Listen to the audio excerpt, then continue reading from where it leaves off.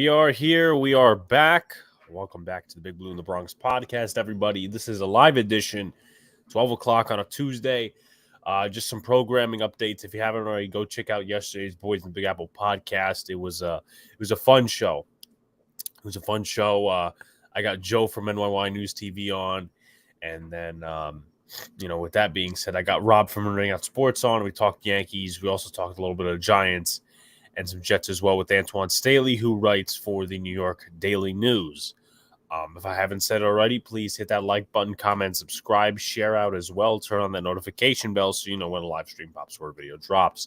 I might have to change my recording space in a little bit, but for right now, we're going to act as if it's available. Also, this is probably going to be the final piece of content before I go to Florida, which is tomorrow. Twin Bill, I'm trying to push it to be live at like 12 tomorrow, so that way, it doesn't bother my flight later in the day. But I appreciate you guys coming out for this one. We have some topics to get to. Scott Dougherty, if I'm pronouncing that correctly, of course, will join us at 12:30 to talk some of the Bengals a little bit. I always want to get to know the opponent, whether it's the preseason, whether it's the regular season, whatever the case is. We're into it. All right. So be sure to comment, guys. That's how the podcast goes longer. Of course, I have my own segments, but answering your questions helps along the way. So here is the injury list as of Sunday and Monday. Now, obviously, it's changed a little bit today. They had a cool down practice, so nothing is really to take away, which is kind of a good thing because I didn't want to write too many notes. Anyway, Shane Lemieux, Blake Martinez, Cam Brown, Kadarius Toney, Ricky Seals-Jones, Andre Miller, Nick Gates, Ellerson Smith, John Feliciano, Leonard Williams, Matt Breida, Jamil Douglas, Dane Belton, Cordell Flott, Josh Azudu, Austin Pearl, David Sills, Jihad Ward, and Rodarius Williams were on the side. That was Sunday, Monday. Now, obviously, some of the players got back. Aziz is back, so that's very good. Today was a rest day for Saquon Barkley and McKinney, just a veteran rest day, so it's that way. With that being said, Dable pointed out that Tyrod might get first-team reps. I'll talk about that. I'll talk about the cuts the Giants made and the claim the Giants made, and then we'll go into about 3-4 different topics, and by that time we should be pushed to the 12:30 mark, where pretty much where we got Scott Dougherty coming on. So I'm going to take a sip, and we're going to actually get started with this thing. Okay, so Dable pointed out today that Tyrod might get first-team reps. I don't know what was taken out of context. Apparently, everybody's saying now that Connor Hughes was looking for clicks. And you know what? That doesn't surprise me because I've seen a lot of Jet fans rip him in the past for that same stature. There's going to be a lot of controversy about that. Whether he, is taking first-team reps, he's not taking first-team reps. There's going to be arguments, and there's going to be a lot of bullshit, okay? So whether you're on the Daniel Jones side of things, whether you're on whoever's side of things, or maybe you're a Tyrod guy, there's going to be a ton of bullshit this training camp, so be prepared for it. Whether it's beat media-induced, whether it's, just fan-induced, it's going to happen. But here's how I see things. Now, this is not going to be in one of the topics we talk about in a little bit, but I just wanted to clear the floor. Shout-outs to Nimmer.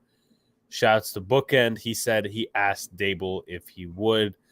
Yeah. And once again, I think Connor Hughes, at least from what I heard, took it out of context or did some beat shit with that. That's why the beat media can be very, very sketchy. They can get things wrong. And they can misquote as well. So, anyway. How do I feel about this entire Tyrod Jones situation? I don't think I've explained my full thoughts on it. I may have, but I'll repeat myself again. The Boys in Big Apple podcast, I kind of reveal my thoughts. This is solely a Giants podcast. So, in that respect, I will give my thoughts. Tyrod Taylor was brought in to kind of push Daniel Jones a little bit and also, to have a better backup. Jones is injury prone. We know that. He goes down with an injury, all these years. And they wanted somebody to come in here like the fan base did. They wanted somebody to come in here, and let's just say if Daniel Jones gets injured, they don't miss a step with Tyrod Taylor, and that's fine and well. Bookend says Dable said he probably will, but won't let him know when, because it would be more like a real season backup thrown at him at once, more or less. That's actually pretty good. It's actually a pretty good scheme right there. So shout outs to Brian Dable for that. Thanks for letting me know it wasn't a competition thing. It never was a competition thing.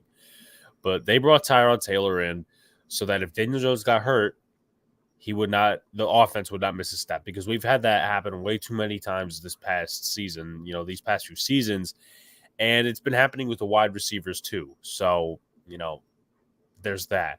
Now, obviously, he is a better backup than the years past backups. That's why the whole Daniel Jones conversation comes to light. Here is my personal opinion. Is Tyrod a possibly more established quarterback right now? Yes. Does Daniel Jones have the upside? Yes. And people get excited about Tyrod Taylor because he's just a quick passer and he's more fluid. He is quicker in terms of his decision-making as of right now. But the thing is, Tyrod, in terms of this day and age now, we may be a run-first team to start the season. And do I like it? Yes. Do I love it? No, because personally, I've turned into a pass-first guy, run second, okay? But the way the offense is struggling right now and the way they love the running game, it looks to be as if the running game could be first. And if it works, it works. I don't have an issue with that. With that being said, Tyrod has only thrown, in terms of his career high, 20 touchdowns. Daniel Jones has thrown 26. Now, that was one season for each quarterback. Obviously, Tyrod Taylor has been more consistent. He's also injury prone. So, what are my thoughts on that? 20 touchdowns isn't going to get it done in today's NFL. If you're a passing or you're a rushing quarterback or your team's a rush first offense, it's not going to get it done. And I'm not saying Daniel Jones' 10 touchdowns is going to get it done. But the final line when we get to this is, my opinion, unless Daniel Jones in the middle of the season is seriously hindering the production and the progression of this offense, guys like Wan'Dale Robinson, guys like Kenny Golladay, guys like Darius Slayton, the running game, something along those lines. If he hinders production to a massive level, then you put Tyrod Taylor in. There's no point to put him in, if anything else, unless Daniel Jones is injured. Why is the fan base, some of it going towards Tyrod Taylor should be the starter? He's more established, and you know what? Sometimes I could get that. But what's the point of throwing a backup in there? It's basically a stopgap. Shane Lemieux, and this is a different situation, of course, because I was talking about it last night, and this is a little like the Aaron Robinson stuff. I'll get you guys' comments in a second. I see there's some comments that I got to read. Here's where I compare the Aaron Robinson and Tyrod Taylor thing. You got to let the young guys grow. I've discussed the Aaron Robinson thing before. I know a lot of people, overreact on Twitter to it. Don't bring a veteran in to be a backup. Bring a veteran in to be a backup, and don't bring him in to be a starter, because this is a year for the young cats. This ain't a year where we're just going to throw shit together and hopefully it works. That's not going to happen, okay? Jerry Reese was very famous for patching everything together with horrible free agent signings. Not saying that Joe Shane signed any horrible free agents, but I'm just comparing. And then on the other hand, you had the last regime for the last 4 years. What they tried doing is, after a year of basically trying to run it back, they started rebuilding, and the players never really developed well. There have been some cornerstone pieces, but that's a different story. So my point is, unless Tyrod is, in because of a Daniel Jones injury, or Daniel Jones is hindering the progression of this offense, then I don't see a reason why he should come in. What, for wins? Doesn't make sense, because we're not winning this year. We're not winning enough to get in the playoffs. It's not happening. Now, I could be wrong. I hope to be wrong, but I think fans just want wins on the board rather than a true answer sometimes. That's my opinion, and I understand that. Shout out to Jeffy. What's going on? NYG Jeffy 3285. Connor Hughes on Twitter exactly said we've been all saying about Golladay, a square peg in a round hole, trying to fit him in an offense that he doesn't have the skill sets equated for. That's a topic we're going to get to. If I would put this drink down. But appreciate you tuning in, Jeffrey. He's got a channel of his own, so be sure to subscribe there. So that's pretty much my thoughts on this whole Tyrod Jones situation. If Jones is seriously hindering the production of this offense, you take him out and you put Tyrod in. Otherwise, you don't. You don't do anything with him. If he takes risks, that shouldn't be an issue in my opinion, unless it's too many. Because last couple of years, I know this is deemed an excuse by everybody, but last few years he's not been able to take risks. All of them have been check downs and flats and shit. We know the story. So once again, for the final time, unless Daniel Jones is hindering the absolute production of this offense or he gets injured, unless that happens, Tyrod Taylor should not be in my opinion. And you know what? If Daniel Jones fails, then draft a quarterback next year. Go trade up for one, something like that. The class is loaded. I'm pretty sure, a lot of people feel that way, and I feel that we're going to end up getting a quarterback, but I want to see what Daniel Jones does in a new offense this year. My personal opinion. We need to know what AR is and see how he progresses. He's going to learn by the fire. Absolutely right, Bookend. Absolutely right. And I think a lot of these fans, to be honest with you, they don't have patience. And once again, that comes with the learning. That comes with the fact that, we've been a sucky team for the last 10 years, but we can't stunt growth by putting in veterans just because we want to see a couple of wins on the board. It has to be progression. It has to be wins down the line, but we can't sit here and say, okay, we're going to bring in AJ Boye. AJ Boye, he's past his prime. Jeffy says, don't mind giving Robinson the time he needs to learn to play in this defensive system and also learning the NFL game.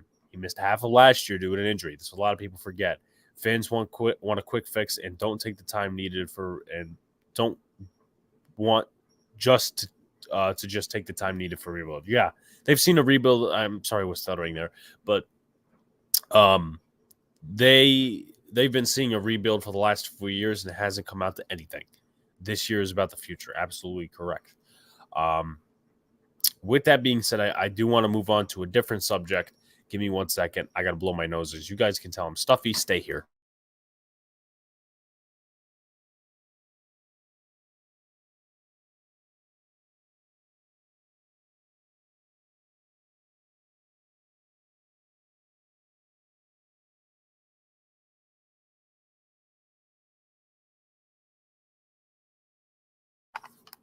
I am back. All right. Exactly. It is not necessarily about wins and losses. It's about more of a foundation being built, identity being formed. Thank you, Jeff. We'll be right back after these sneezes. Yes. I like that, Jeff. Exactly. Yeah. And then Joe is getting cap healthy for future years. Yeah, that's what he should do. In all honesty. With that being said, the Giants cut Gavin Heslop, Michael Jacquet, Jeremiah Hall, Austin Prell, Josh Reeves, and Gerard Wilson while claiming Elijah Griffin.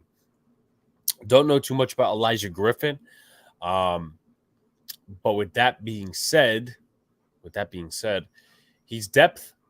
Is it depth that will turn out to be great? I don't know. I mean, he's never played an actual NFL game. So we'll see about that. Cutting Heslop is not necessarily a move that I'm a fan of. Same thing with Jeremiah Hall. And it's a little thin in the secondary in terms of proven depth, so I hope they get something going.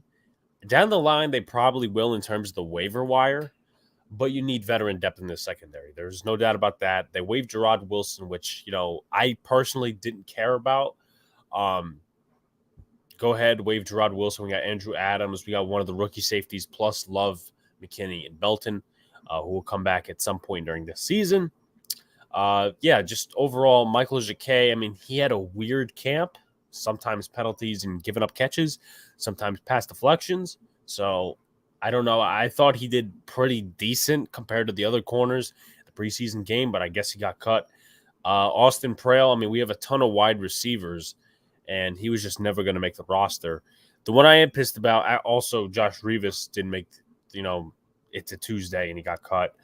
The one I am pissed about is Jeremiah Hall because we are very low on the tight end position. We have running backs. That's no problem. But Andre Miller is hurt. Austin Allen is unproven. Daniel Bellinger is the only guy that's going to make the roster as a lock. Chris Myrick is a blocking tight end, and Jordan Akins hasn't shown up all camp. So whether they want to go with a fullback or not, I guess that's something they've been experimenting with. I'm not sure if they will go with it during the season. I'm just a little surprised, and I wanted Jeremiah Hall to make this roster because I thought he had a lot of upside, unfortunately. But Jeff says Jeremiah Hall cut surprised me a little, but I get the move. Warren G's son, the former rapper Elijah Griffin. Interesting. I think they believe in Austin Allen and Andre Miller and probably want some more vets out there. That's true. That's true. Possibly be the truth. So let me go to a one where like a lot of people may feel differently than I do, but I've come around to this opinion. And you guys know that I'm not a Darius Slayton homer, but the Giants need Darius Slayton. He takes the top off of a defense. And are they going to throw it to him a lot? Probably not. But are they going to use him as a decoy for deep routes? It's definitely possible where, he's running deep and the Giants run some, I would guess, horizontal shit that actually works out, like whip routes and crossing routes. That's what I'm excited for in this offense. That's what I expect in this offense, at least, my expectations, not anyone else's. But there is nobody else that can take the top off of defense. And the Giants need Darius Slayton because of what's been going on. The injuries to certain players, and Kenny Golladay. That's a topic we got to get to at some point. And I know I've talked about it before. I'll talk about it again. But this depth isn't too great, but you have a lot. So it's like quantity over quality in this case. And that's not necessarily what this wide receiver room needs. You got Sterling Shepard, who's injured, okay? You got Kadarius Toney, who's on and off. Can we trust him for a full season? Rich James is likely making the roster. Colin Johnson should make the roster, in my opinion. You got Kenny Golladay, probably talked to him already. Wan'Dale Robinson, and that's pretty much it. Now, you take a look at the other guys. If you're looking at a Jason Garrett offense, the past offenses we had, maybe some of these guys are fits. But do you see Alex Bachman taking the top off of a defense? No. You see CJ Board taking the top off of a defense? No. Do you see Keelan Doss doing that? No. Robert Foster? No. Marcus Kemp, special teamer? No.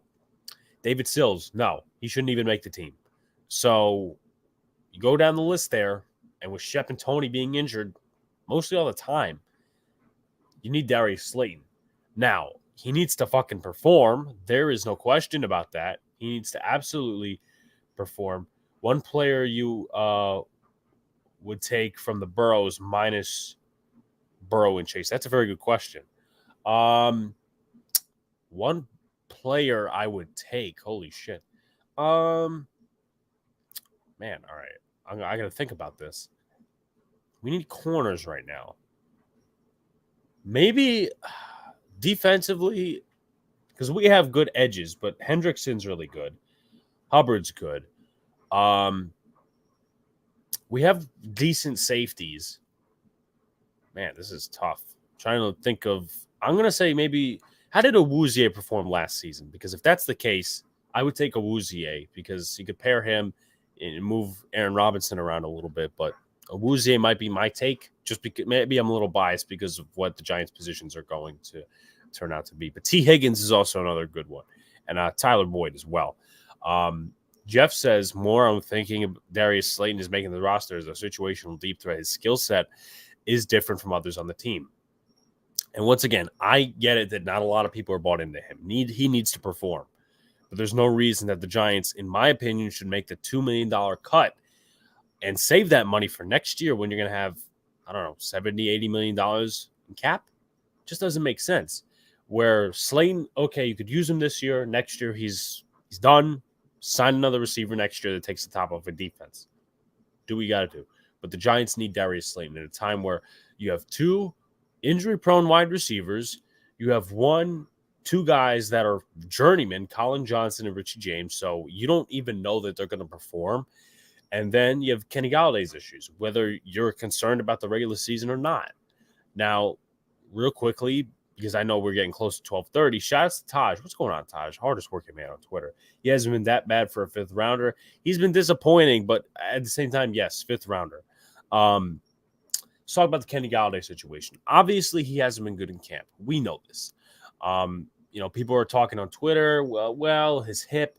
Apparently, the doctors told the New York Giants that his hip would never be the same after the surgery they did how many years ago. And the Giants took a flyer on that and took a chance. And obviously, it's not paying off right now. Kenny Golladay is not a fit for this offense. That's one thing you can say. That's one thing I think the fan base universally agrees on. Kenny Golladay is no fit for this offense. Are the camp issues with him not trying on some plays a little concerning? Yeah, but also could be, well, he doesn't want to hurt himself for the regular season, or it could be the hip. One of those things could be true. The drop was unacceptable in the preseason game because that's a first down, and that really hinders progression of the offense. Let's be honest. Evan Neal could have got a couple extra reps. Andrew Thomas could have got a couple extra reps. There's a lot of things to factor in there. And people are saying, well, Golladay shouldn't have laid out for the ball. He doesn't have to try. It's the preseason, blah, blah, blah. I disagree with that and that notion because of this. I know a lot of players and, different guys have been getting hurt this preseason, especially for the New York Giants. But one thing last year that the Giants didn't have was chemistry. They may not have chemistry to open up the season. Now, catching balls and not just being out there would create chemistry. Obviously, Kenny Golladay and Daniel Jones don't really have a direct rapport yet. Mostly last year was on dagger routes and curls for Kenny Golladay and out routes as well, to note. But he's got to try a little bit more because that helps out the offense, that helps out the morale, and it gets chemistry going. If it doesn't, you're going to have nothing in week one. It's going to be all on the defense. So should people be worried? Yes. Should people overreact? No. But just keep a lookout. Just keep a lookout and see what happens as we go along. I'm anxious to see how the coaching staff adapts to things throughout the season. I believe they'll be better than the past regimes. I believe they will too. I'm not going to sit here and make any predictions as far as, they're going to win the Super Bowl in a few years. I'm not going to go that far. But I think they're a little bit more competent. They're a little more new-aged with their analytics and the way they've been doing things, or, where they're taking from at least. Because, last few years, it's just been the older shit. Like Pat Shurmur came in and, he was trying to implement a West Coast offense, and Daniel Jones succeeded compared to the last few years. But I guess the organization just was very dated in the front office, and that's why they selected some of the players. Is Kadarius Toney's health a worry? I believe it is. I believe Kadarius Toney's health is a worry, and it all comes down to this. And I was talking to Donald on the Boys in Big Apple podcast yesterday. He is concerned about whether he's bought into football. And here's what I say. I'm not going to say that I agree with you right now. But if he comes into the season, he's healthy, unhealthy, whatever. If he comes into the season like that and he's dropping passes on the field, then I could say he's not bought into football. He ain't focused. But right now, what I will say is when he's on the field, Kadarius Toney, he is productive. That's where I could say he's bought into the football regimen. Otherwise, we got to see. We have to see.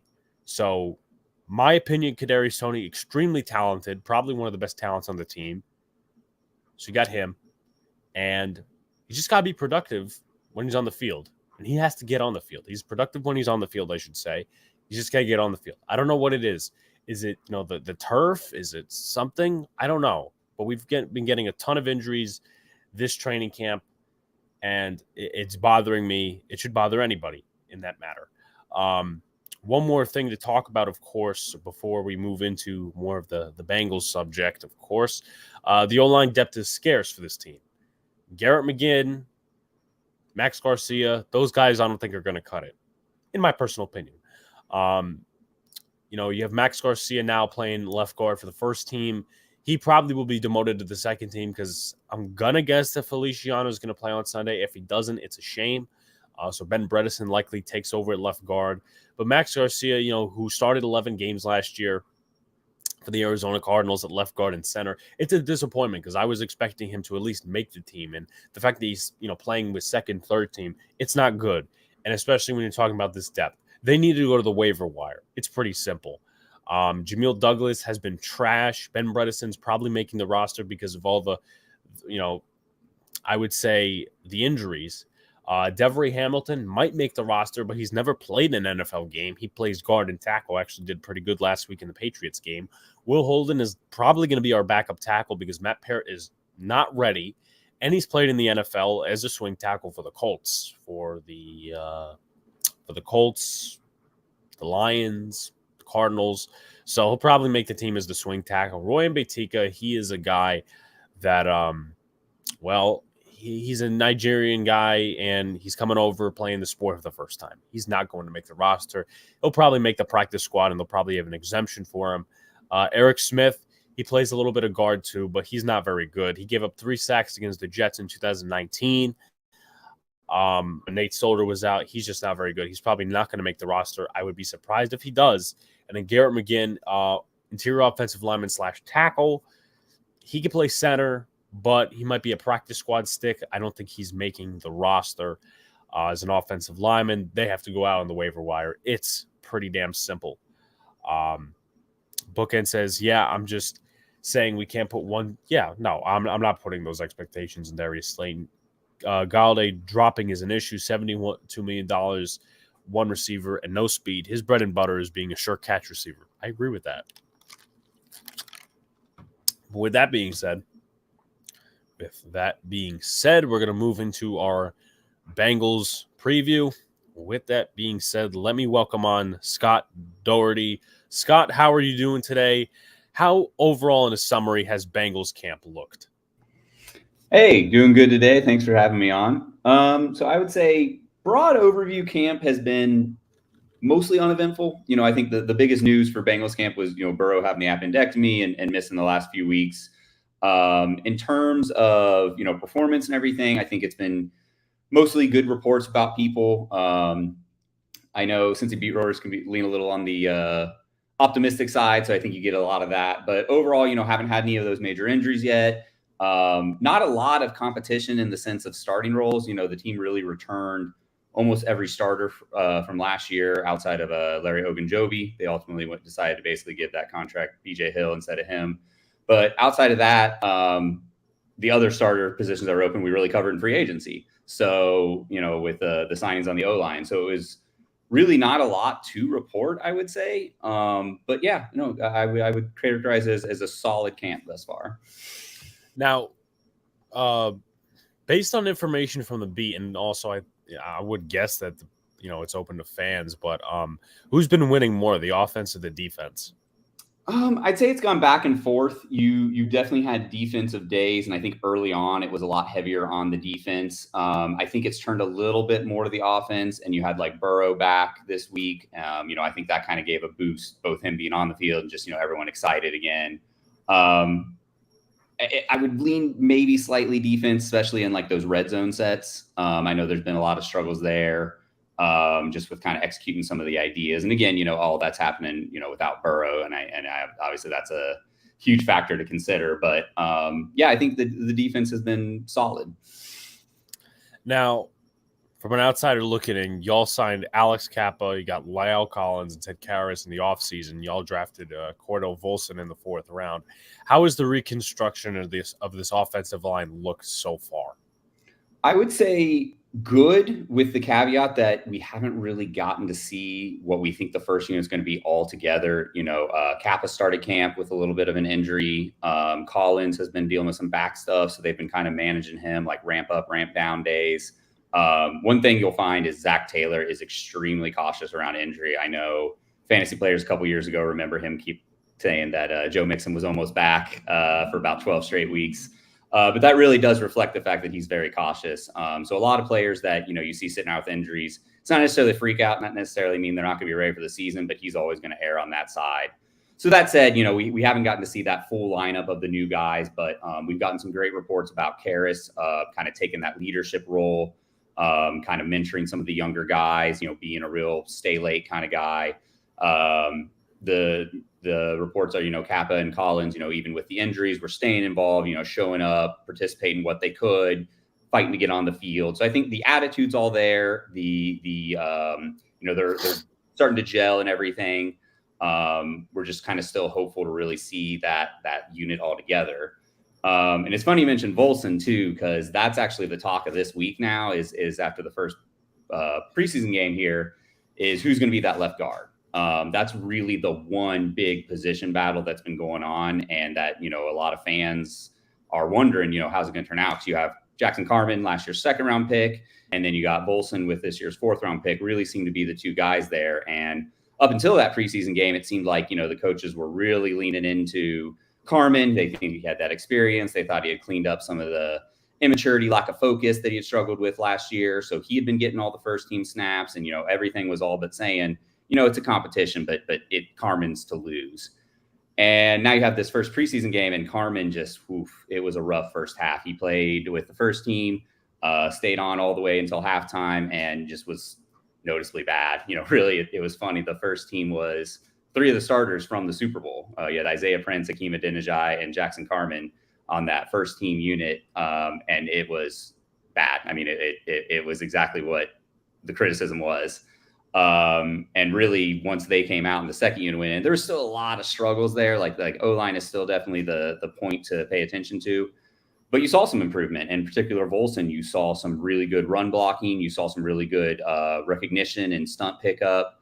Obviously, he was playing in the second half and he was playing against lower level competition, but seems like the coaches have noticed. He got some first team snaps this week. And Zach Taylor in his interview was saying, hey, left guard isn't settled. So it really seems like we might turn this into a full-blown competition. Yeah, I actually made a connection last night because I was thinking about it. Cordell Volson's brother, who also played for North Dakota, he was actually on the Giants practice squad. Tanner Volson was a few years ago, so I made a connection there. But how did Jackson Carman do last year? Obviously, we're talking about some focus issues, and are you guys well, let me ask you, as well as it's more of a three-prompt question. How did Carman do last year? Who are you possibly thinking is going to win that battle? And are you ready to throw Volson into the fire? Mm-hmm.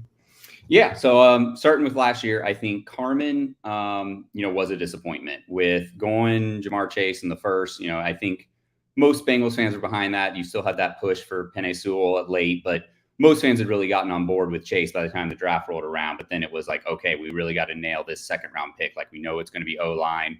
We're going to hope that some guys fall to us. So when they picked Carman, there was a lot of, almost a who, because he was not one of the names that had really been heavily tossed around.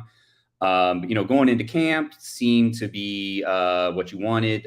He had like the recommendation of Willie Anderson, one of our longtime greats.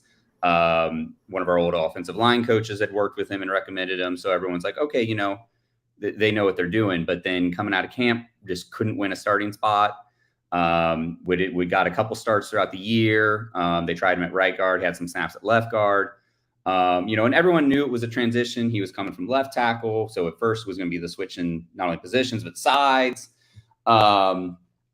So I think people were willing to give him that ramp up, but just all throughout the year, even with injury, even with, the disappointing play of the players in front of him, he just really could never establish himself. And I think that was just a huge red flag of his ability. And the few times he was on the field, he certainly wasn't looking great. He had some balance issues, had some hand issues, had trouble picking up stunts, things like that. So all in all, just, I would say, a huge disappointment. And there was a lot of, attention on that and pressure on that. So coming into this offseason, that's where, some of the reports were coming out. Maybe he had some immaturity issues. Maybe he wasn't working as hard as he needed to. I know some of off-field stuff resurfaced from a few years ago, and that was, unfortunate that came out the way it did. And, I won't get into that because that's a whole other conversation. But basically, there was a lot of, is this guy going to be on the team? Is this guy going to make the team? What do we even have in him? So as much as it's hard to say it, it almost felt like coming into this camp was like this is your last chance, man. And then all the positive reports started of, he's focused, he's worked, he was staying in shape and all that. Early camp reports, it seemed like he was running with the ones and things are doing well. And then it just, preseason game looked like a lot of what we saw last year. And you're not even playing ones, for the most part against this. Arizona sat a lot of people. So it was really concerning. And I think it really has swung open the door for Volson. Now, I think there's a lot of Bengals fans, especially like Twitter Bengals fans, have really gotten behind Volson. I think he has that attitude you love. Our O-line coach was raving about him, after the draft. And then there's just a lot of dissatisfaction with Carmen. So I think that's kind of made Volson a little fan favorite. But then especially now after this preseason game where he showed up, had some real good blocks and, just looked better, I think he is a little bit of a darling. I will say for me, it does make me a little nervous. He is a rookie. He did play at a smaller school. I think even though he looked better, it wasn't, a clean, dominant game. He wasn't showing out as like, a lineman that is blowing everybody away. So I would be a little nervous if he ends up being the guy. I think, I would imagine, honestly, they might try and bring back Quentin Spain at that point, or maybe look at some of the other camp cuts just to shore up the line. But yeah, it remains to be seen, but it's an interesting situation. I think we feel good for the most part about the other 4 starters, but then it's like left guard's a question mark. And then really after that, depth is a question mark. So I think Bengals fans are just hoping let's have another healthy year like last year. So one of the players I've been wondering about, especially now that we have a veteran right tackle, is Joseph Asai. Ended his season early last year. Didn't get to play because of a season-ending injury. I believe that was his ACL, if I'm not mistaken. Mm-hmm. How is he progressing through camp so far, and is he on track to play versus the Giants on Sunday? Yeah, so he's been an interesting one. They've been a little quiet about him, have been a little careful with him. I think there was an expectation, just, he had that awesome preseason game last year and was kind of seen as, a devastating loss. And throughout the year, you kind of noticed that our pass rush would die without Trey Hendrickson. It was really kind of a one-man show driving it. So coming into this year, I think a lot of people were like, okay, well, that preseason game showed he's got the juice. So let's get him back in camp. Let's get him back and see what we got. And not much about him, honestly. He's been in there. He's another player they've been kind of taking baby gloves with on certain things, just kind of ramping him back up. As far as, the beat reports, there isn't anything that he's being specifically sidelined. So, I think fingers crossed we're going to get to see him this week and get him out there, because I know that's a player. There's a lot of, kind of like Carmen last year, there's a little bit riding on him this year. Like, hey, you got to come in and be that other pass rusher. And, asking a lot of players we've seen one preseason game of. But I will say outside of him, we did have a couple rookies that are looking good. One is Jeffrey Gunter, who's a defensive end we took in the 7th this year. And he actually has really been getting a lot of positive press in camp and has kind of been a little bit what Osai was last year of, oh man, maybe this guy can do it. And then he did have a sack and some good showing in this preseason game. So that's a player to keep an eye on going into this week. I'll definitely keep note of that. Now this is obviously we've heard the memes and stuff like that. I mean, I've even had some experience with this guy. Excuse me, that's the fucking washer. It sounds like I might be going off here soon too. Yeah. But anyway, with that being said, this guy's been a little bit of over-memed maybe for Bengals fans. Eli Apple, is he actually that bad at corner? Is he? You guys feel it's like an overreaction? How do Bengals fans feel about him overall? It's funny you mentioned that. Actually, Drew Crabtree, who's the other Bengals writer for me at Last Word of Sports, he just put out an article defending Eli Apple. So I highly recommend if anybody's to go take a look at that, because Drew is fantastic.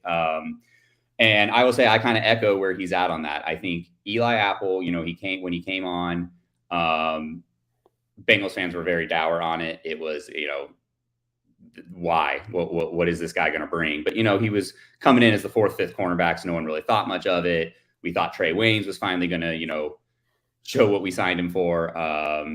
So I think when he was forced in that starting role, every Bengal fan was terrified, for those first few weeks. But honestly, was better than he had been in the past, in my opinion, and honestly was not, as big a liability as people think. I know everyone's going to remember the Super Bowl. That's something you can't shake. But overall, throughout the year, he was a player where it was like, we could do a lot worse. And he even did have some key plays at moments. So I think pretty much everybody in Bengals fan was certainly fine with him coming back, especially on the deal we brought him back on. I do think in general, there's the hope of like, let's not force him into that number 2 cornerback role again. Let's not count on him. What if last year was a little bit lightning in a bottle kind of thing. But overall, I think it's mostly positive feelings towards him. And it's like, he's a solid player that we can rely on in a certain role is, I think, kind of the hope. Now, our second round pick, Cam Taylor-Britt, who was kind of the guy that everyone was hoping would come in and take that number 2 cornerback spot. He's had a core muscle injury, and the last reports are saying that might be a few weeks. So we're definitely not going to see him this week. Hopefully maybe the Rams preseason game, but just the fact that he's out, I'd say I don't see how we're not starting the season, at least with Eli Apple at that number 2 cornerback. So I'd say, that's something that fans just going to have to make their peace with. Maybe perhaps throughout the season, Taylor-Britt comes in, takes over that role and kind of pushes Eli Apple down. But I think overall, it'll be fine. The unit as a whole is solid enough that even if he is the worst guy out there, it's not something that's going to kill us, I think is where we're at. And then before we get into some players to look at and all that stuff, what are some weak spots and strong spots coming into the year for the Cincinnati Bengals?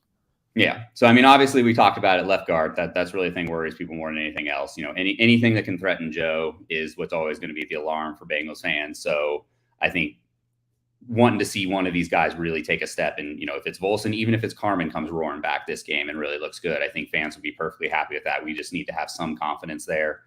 I think depth in the trenches in general, like I said, none of our, the new signings and Jonah Williams didn't play on the O-line. So our starters were all our backups and they just looked awful. I mean, Adeniji still struggling.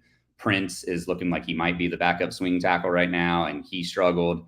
We had some undrafted free agent rookies we tried. And, other than Volson, it just was like, oof, man, hope we don't have to rely on any of these guys. So that's a huge one. And then on the D-line, we're really looking for some other pieces to come in. We love the starting guys we got in Hubbard and Hendrickson. Inside, you got BJ Hill and DJ Reader. But it's like after those guys, who's going to step up? Is it going to be Osai? Is it going to be Zach Carter, 3rd round pick? Is it going to be Gunter that I mentioned? So I think it's really figuring out who's going to take over those. And then I'd say the last position is just kind of, we have a little bit of a wide receiver battle going at that bottom of the depth chart, that 5th, 6th spot. A couple undrafted rookies that are both been showing out in camp and showed out a little bit this last game. So I think that one's more of a, we don't need a 4th, 5th wide receiver for a lot of things, but if we do, maybe there's somebody we can have a little more confidence in than what we were thinking. So. Yeah, I mean, overall, just based on what you're saying, plus the starters not playing this week, I would be a little bit scared because I guess our starters are going to play this week because we have a Jets joint practice, and I'm going to guess that's where the starters are going to play, and they're not going to play in the 3rd preseason game. So Azeez Ojulari's back for us. Kayvon's still healthy. Leonard Williams is probably going to get healthy by then. So I would be a little scared, but also if they don't attack for some reason, I would be a little bit underwhelmed. Not gonna lie to you. Yeah. No, I mean, I will say, like, if your players can't win against our O-line, that's definitely cause of concern. Yeah. So let's get into the nitty gritty. Of course, who are 5 players you're most excited to see in this game with the starters not playing? Mm-hmm. Yeah. So Volson, I really have become a fan of. So I'm kind of wanting to see him get that shot on the first team, first reps this game. See if what we saw in the first game really carries through. See if that was just, him playing against lesser competition. The 2 wide receivers I mentioned earlier, Kwame Lassiter and Kendrick Pryor, both of them have shown really cool flashes. This game in particular, Pryor had some just like a one-handed grab, had a really good sideline catch. We have our big 3, but like either any of those 3 go down, it's pretty much been like, well, we're sunk at wide receiver. So kind of wanting to see, are these guys the real deal? Can they show out? And just also they've just both been fun to watch in camp so far. They both made some highlight reel plays.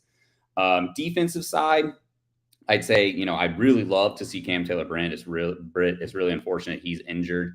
But Dax Hill, our first round pick, we got to see a little bit of him in the first game. He made some plays out there. They kind of lined him up in a few spots. So I'd like to see that again, because it seems like ideally they want to use him as kind of that jackknife, moving around safety, moving around corner, have him come up and blitz. So I just kind of want to see if they use him a little more creativity. Then beyond that, the two rookies on the D lines, Zach Carter and Jeff Gunter, both played great. Both played the entire game. They had the option to come out and wanted to stay and get more reps. And both of them would be such a huge boost to that pass rush if they can pan out. So I just want to pay a little closer attention to them and see, how they're winning. And, especially if you guys are playing starters, and how they do against, maybe a little tougher competition. Yeah. So for me, 5 players I'm excited to see. I'll run it off real quickly. I feel like Darius Slayton is one of the players as an honorable mention, because I have 5 others. Especially with this Golladay news and Kadarius Toney and Sterling Shepard hurt, I think he's a guy that could step up, take the top off of a defense in real season games. He's been that player in the past, and I feel like this is a game he could go off. And one of the first games that he was recognized was actually the Bengals game, when he made that fantastic catch in Cincinnati in 2019. Devery Hamilton, who's been a depth guy, he was with the Raiders last year, was an undrafted free agent. He's looked good in camp, but it's going to come down to whether he can actually play in regular season games. And last week he did very well against the Patriots. It's got to be the same this week. Ben Bredesen probably might earn some snaps at center, if not left guard 1. So hopefully he plays better, than he did last year, because he was pretty much a liability in both passing and run blocking. Azeez Ojulari, he's back, and you guys are playing your second teamers, so I would expect him to at least make a few plays. And then Aaron Robinson, who struggled last week, obviously, once again, not playing starters, but if you guys have any speedy receivers, I would recommend that Robinson play on them, because he needs that. They've been pairing him up against Golladay in camp, and Golladay has no speed, so that's not going to teach Robinson anything. 5 roster bubble players that need a performance boost, in your opinion. Well, I wouldn't call him roster bubble, but I think the team needs to see more of Carmen. If Carmen wants to get that starting spot, he's got to show something. I'd say also on the O-line, we have Lamont Gallard was one of the undrafted free agents we brought in. With our depth being what it is, we thought either him or one of the couple others might take a spot, but again, he hasn't really shown too much. So it's honestly starting to look like we're probably, other than Volson, just rolling with the same backups as last year, Carmen Adeniji Prince. So, and then Devin Cochran is the tackle undrafted free agent. Same situation for him. One of them needs to show something if they're going to take a spot from an Adeniji, from a Prince, or not. Deontay Smith. So he is a pick from last year, also on the O-line, injured most of last year. There was a lot of hope around him. We actually, drafted him, I think, like 1 round before Trey Smith went to the Kansas City Chiefs, who ended up being awesome. And then so far in this year in camp, he's been sidelined with injury as well. And so he's another player that it's like, if you can't even, get through a healthy camp, I don't see him catching on. And then outside of them at wide receiver, I'd say Trenton Irwin. So our top 3 superset, obviously, at wide receiver. Usually we carry 6. Trent Taylor's been doing a lot of the punt return. He also works in the slot, so it seems like he's pretty good. And then you got Lassiter and Pryor fighting. And, most people have thought only one of them, because they kind of got similar builds, similar skill sets, but both have been showing out so well. It's possible both of them make it as bottom of the roster. And that would kind of leave Trenton Irwin as the odd man out. He was kind of our 5th, 6th guy, big bodied receiver, comes in on red zone sets, but been real quiet. Hasn't really shown much. So I could see him being a casualty or maybe end up on the practice squad. All right. So I think I was bad. For me, Max Garcia, I don't know if he's playing with the 1s or the 2s. Once again, depends on John Feliciano, but he's a veteran, started 11 games for the Bengals, the Cardinals last year at center and left guard, and he's been really disappointing. It seems like the coaching staff has no faith in him, and that's not good, knowing the fact that we don't have a lot of O-line depth outside of Ben Bredesen, and a ton of guys for us are getting injured. Robert Foster, he showed a little bit last preseason game. He's had a quiet camp. Had an injury when I was actually there, but he needs to show out a little bit, make himself, stand out from these other guys. Tight end Jordan Akins, he's just been, totally just not there in camp. No receptions, not necessarily great as a blocker. So he needs to have a real good game against the Bengals, and this is probably where the starters are going to play, but Akins hasn't lined up with the starters. Defensive lineman Nick Williams, they're putting in a lot of defensive linemen in terms of rotating. Nick Williams was a starter the past few years with the Lions, the Bears. I think he was with the Steelers at one point. So he's been with a couple of different teams, and he needs to stick onto a roster, especially at this point in his career. I think he's like 30, 31, and we could use him in the running game and in the passing game just as the rotational defensive lineman. So there, and then if Kadarius Williams ends up playing, which I don't know that he will, we need some depth in that secondary, and I think Kadarius Williams can be one of those guys. Any matchups that you're looking forward to? For example, one of mine that I'm looking forward to is Evan Neal and Joseph Asai. Yeah, I mean, if Osai gets in the game, I would love to see that because, again, he's a player we need to see. And if he's not, then I would like to see Evan O'Neal versus Jeffrey Gunter, who should rotate in that spot because, he did really flash, and that would be an excellent challenge for him to go up against. I am also looking to see just in general, like, can Volson hold up? If you guys are playing, some actual starters, I would love to see how he handles, that extra pressure out there, handles the blitz recognition and pickup. I did also forget to mention we had a little bit of a sensation in the fourth quarter with Drew Plitt. He was a camp body. We signed a quarterback, kind of came in and led one of the only successful drives of the game. So Brandon Allen's still working through the concussion protocol. So I would love to see if Plitt gets a chance maybe against maybe not the ones, but at least against the twos, and see if he's somebody that's worth keeping on as, more than just a training camp arm. Yes.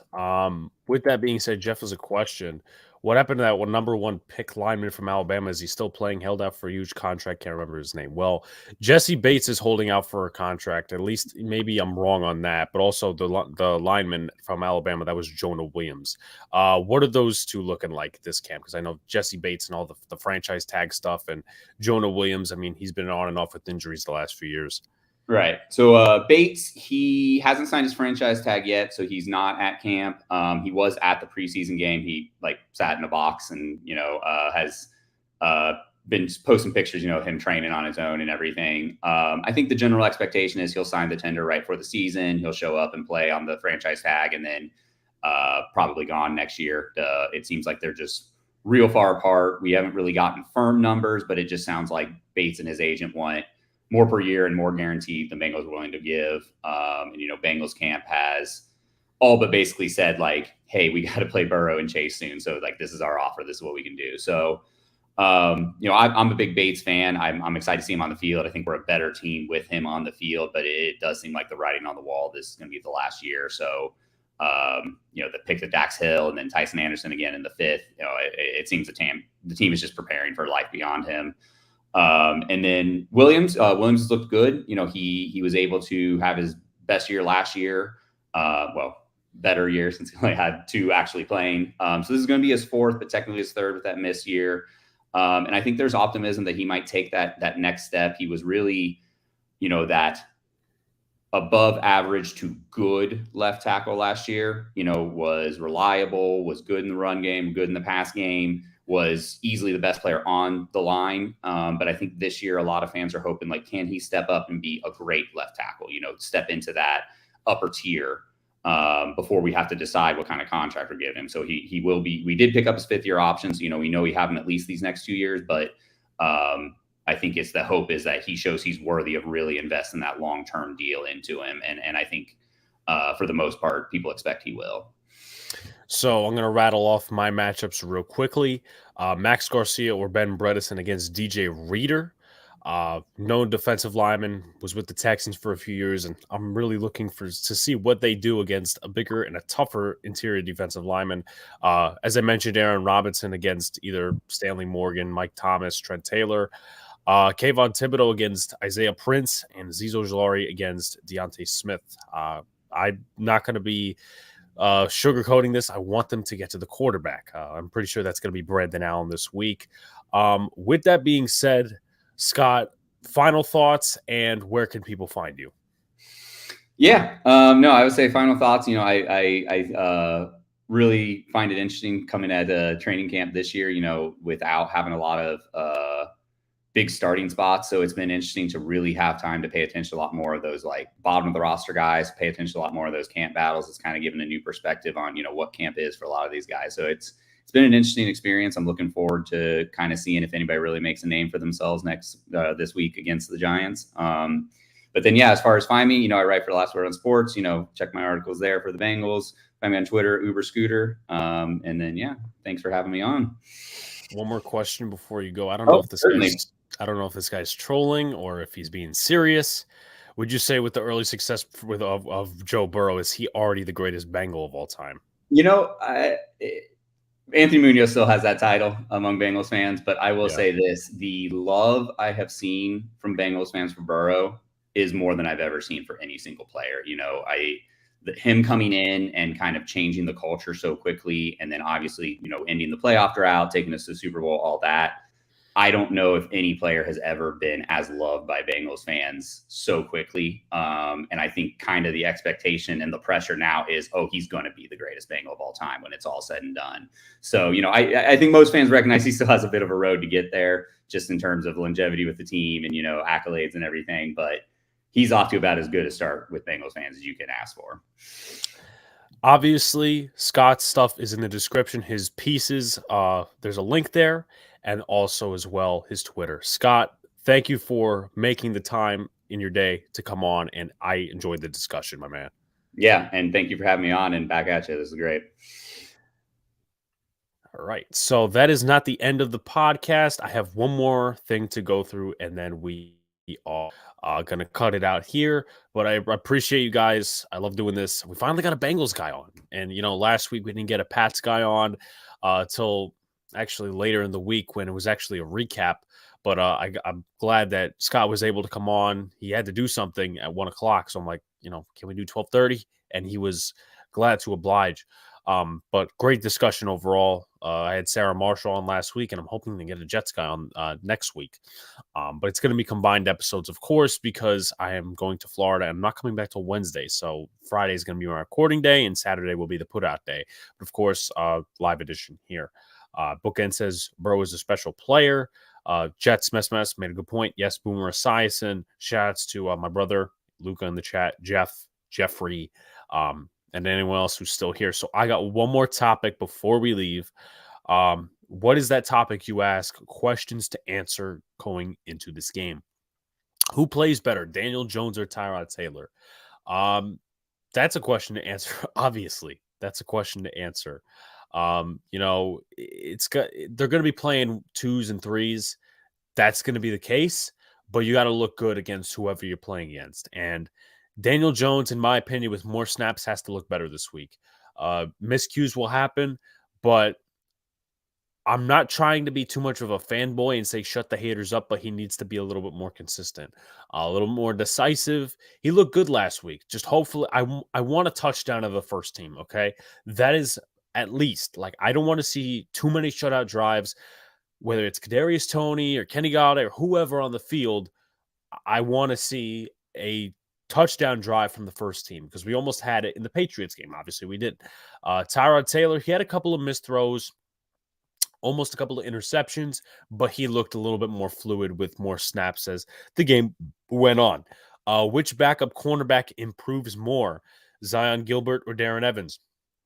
2 undrafted free agents, one from a smaller school, one from a bigger school. And then you also have to add in Elijah Griffin, who I don't know too much about. He's a guy they picked up from Buffalo last year. He was an undrafted free agent at USC. So he's probably going to play this week. Darren Evans, Zion Gilbert, both were hurt by the back shoulder fade last week. They couldn't turn around to save their damn lives.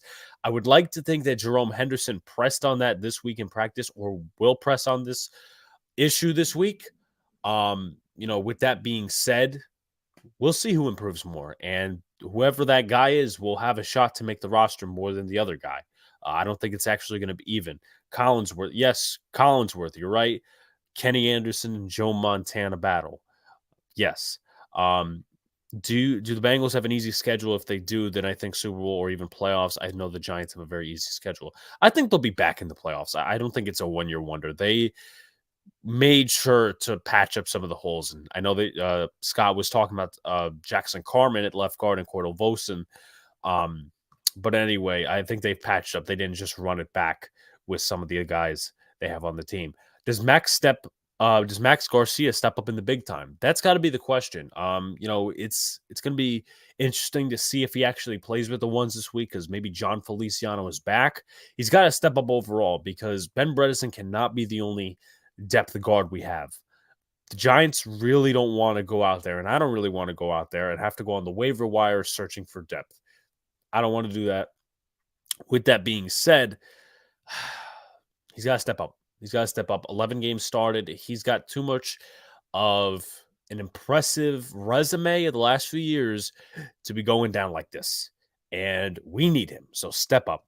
Which edge guy impresses the most? I think you'll see Ojulari pop out and Kayvon with the first team, but you got to find out who's the depth.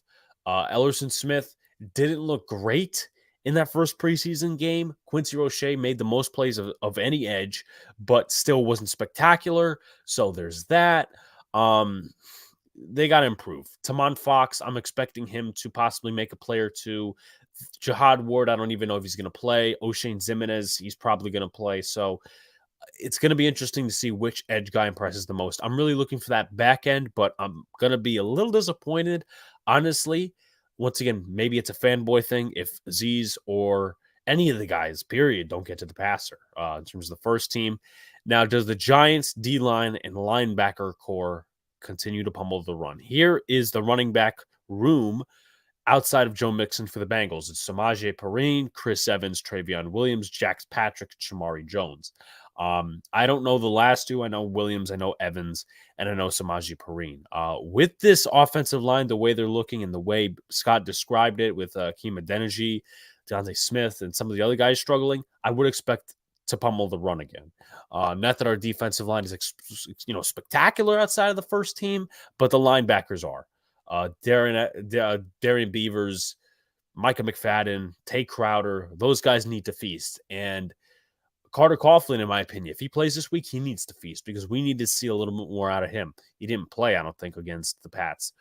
Cam Brown, we need to see more out of him. So those guys need to step up against the run, against the pass, whatever. They got to step it up this week. Will I be live for the game on Sunday? I will not. I will be in Florida, showing my age. It's all fine and well. Listen, whether it's new knowledge, whether it's knowledge from the 80s, it's always accepted here. But be sure to like, comment, and subscribe. Turn on post notifications so you know when a live stream pops or a video drops, everybody. I appreciate you coming, all of you coming out to this podcast episode. Great interview with Scott previewing the Bengals matchup. This will be found very shortly on Spotify, Podbean, wherever you get your podcasts on an audio version. I will also have Twin Bill up on the podcast platforms as well if you're a Yankees fan, if you listen to NY News TV. No content likely for the rest of the week leading until next week, actually. So probably no content on this channel for a solid 7-8 days, unless I decide to make something quick and something happens in Florida. So with that being said, guys, peace out, guys. See you later and stay cool.